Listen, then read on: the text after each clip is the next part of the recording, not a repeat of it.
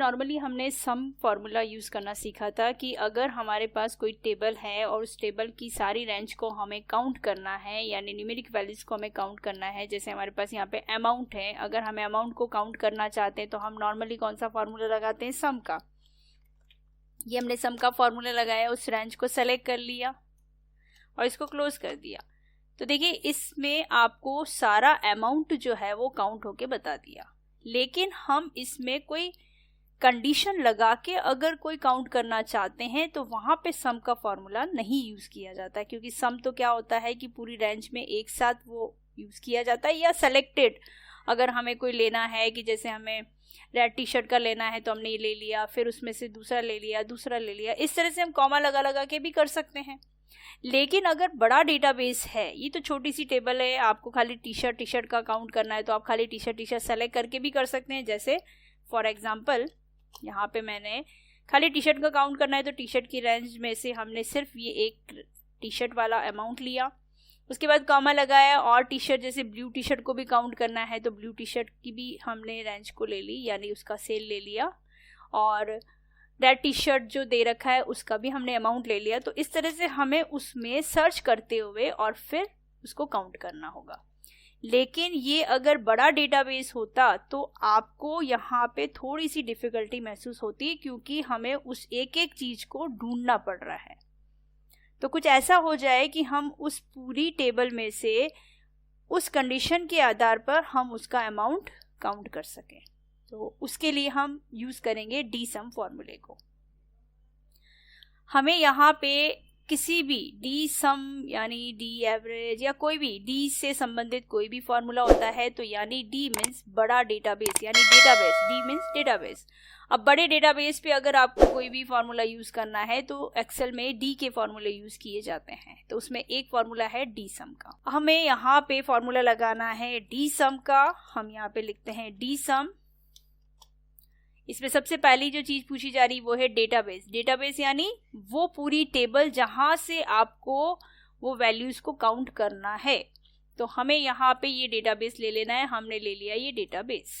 उसके बाद सेकंड चीज जो पूछी जा रही है फील्ड यानी आपको अमाउंट की जो हेडिंग है वो ले लेनी है। एक चीज का ध्यान रखना, जब भी हम कोई डी का फॉर्मूला यूज करते हैं तो उसमें ये हेडिंग सबसे इंपॉर्टेंट होती है। जब आप अपनी रेंज को सेलेक्ट करते हैं तो रेंज को, डेटाबेस को जब सेलेक्ट करते समय आपको हेडिंग को भी लेना है। क्यों? क्योंकि अगर आप यहाँ पे खाली इसको सेलेक्ट करते हैं, हेडिंग को छोड़ के सेलेक्ट करते हैं, तो अब इसको ये पता नहीं चलेगा, फॉर्मूला में ये आइडेंटिफाई नहीं हो पाएगा कि ये रेड टी शर्ट है तो है क्या। तो हमें उसको ये बताना पड़ेगा कि भाई ये आइटम है, LMS ये है क्या, ये उसकी साइज है। तो हमें इसकी हेडिंग समेत इसको पूरा सेलेक्ट करना है। फिर फील्ड में लेना है हमें अमाउंट का सेल। उसके बाद क्राइटेरिया जो पूछा है, हमने देखो अलग से एक क्राइटेरिया बना रखा है, ये इस हेडिंग को ही कॉपी पेस्ट किया हुआ है। वो आपको सेम हेडिंग चाहिए, क्राइटेरिया में आपको सेम हेडिंग लेनी है। हमने ये ले लिया यहाँ से लेकर यहाँ तक। इसको क्लोज कर देंगे, देन एंटर कर देंगे। अभी एक रैंडमली कोई अमाउंट इसमें आ गया है। हम कोई आइटम लेते हैं, हमने यहाँ पे लिया जैसे व्हाइट हेड, हमने लिया व्हाइट हेड आइटम, कॉपी कर दिया यहाँ पे और इसको पेस्ट कर दिया। देखिए यहाँ पे अभी व्हाइट हेड है एक यहाँ, इसको हम थोड़ा सा हाईलाइट कर देते हैं। एक तो है हमारे पास यहाँ पे व्हाइट हेड, एक तो 4500 है और एक व्हाइट हेड है यहाँ पे, और ये भी दोनों सिमिलर नेम है। तो इन दोनों को काउंट करेगा डी सम। देख लेते हैं क्या सही से उसने काउंट किया। हमने यहाँ पे सिंपल सम का फॉर्मूला लगाया और इसको चेक कर लेते हैं। 4500 कॉमा 2800, टोटल कितना हो गया 7300। इसका मतलब ये है कि डी सम ने उस कंडीशन के आधार पे, हमने कंडीशन क्या दी थी कि भाई व्हाइट हेड जो है आइटम जो है उसको ढूंढे और उसका अमाउंट काउंट कर दे। तो इस पूरी रेंज में यानी इस पूरी टेबल में जहां जहां पे भी उसको व्हाइट हेड मिला, उसने व्हाइट हेड आइटम को ढूंढा और उसका सामने जाके अमाउंट काउंट कर लिया। अब देखिए यही चीज अगर हमें थोड़ा सा डिफरेंट करना है, हम व्हाइट हेड तो चाहते हैं लेकिन एस साइज में चाहते हैं, यानी स्मॉल साइज में चाहते हैं। देखिए व्हाइट हेड जो स्मॉल साइज का था वो 4500 में था, तो 4500 उसने आपको बता दिया है। यानी हमने आइटम तो लिया व्हाइट हेड लेकिन उसकी साइज भी सेट कर दी। अब यहाँ पे वाइट हेड एक तो स्मॉल है और एक मीडियम है, तो यहाँ पे स्मॉल वाले को ही इसने काउंट किया, मीडियम वाले को काउंट नहीं किया।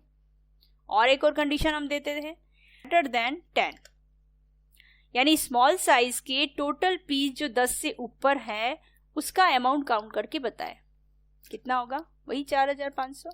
10 से ऊपर है लेकिन स्मॉल साइज के। अगर हमें यहाँ पे मीडियम साइज के चाहिए तो हम यहाँ पे क्या कर देंगे, एम साइज ले लेंगे। एम साइज के कितने हैं, 2800। ये देखिए, इस तरीके से हम अपनी कंडीशन के अकॉर्डिंग डेटा में से वो अमाउंट अलग अलग तरह से काउंट कर सकते हैं। इसी को हम चेंज करते हैं। रेड टी शर्ट ले लेते हैं, रेड टी शर्ट का काउंट करना है। आइटम हमने रेड टी शर्ट ले लिया। अब red T shirt medium, red T shirt यहाँ पे दे रखा है lower, red T shirt lower. हमने यहाँ पे लिया red T shirt, red T shirt item लिया और एल साइज ले ली हमने। L size greater than 10, total piece जो है वो 10 से ऊपर है। एल साइज में रेड टी शर्ट की उसका अमाउंट काउंट करके बताएं। तो उसका अमाउंट यहाँ पे देखिए, ये दे रखा है हमारे पास रेड टी शर्ट लोअर यानी एल साइज जो है 10 से ऊपर, तो इसको इसने काउंट नहीं किया क्योंकि ये जो है वो 10 ही है, 10 से ऊपर नहीं है।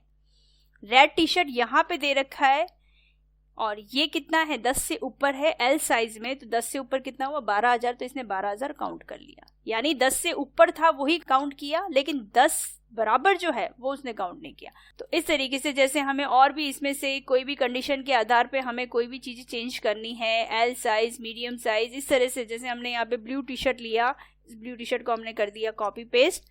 अब ब्लू टी शर्ट जो है वो सिंगल रेंज, सिंगल ही है जो एस साइज में है, तो हम यहाँ पे एस साइज यानी स्मॉल साइज लेते हैं, इसको हमने कर दिया यहाँ पे पेस्ट।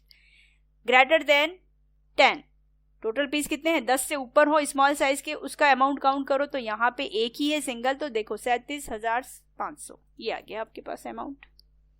तो काफी इजी रहता है जब हम डी सम को यूज करते हैं। तो यानी आपके पास अगर कोई बड़ा डेटाबेस है तो उस पर आप ये डी सम का फॉर्मूला यूज कर सकते हैं और अपने कंडीशन के अकॉर्डिंग आप डेटा को काउंट भी कर सकते हैं, उनके अमाउंट को काउंट कर सकते हैं, उनकी रेंज को काउंट कर सकते हैं, इस तरह से।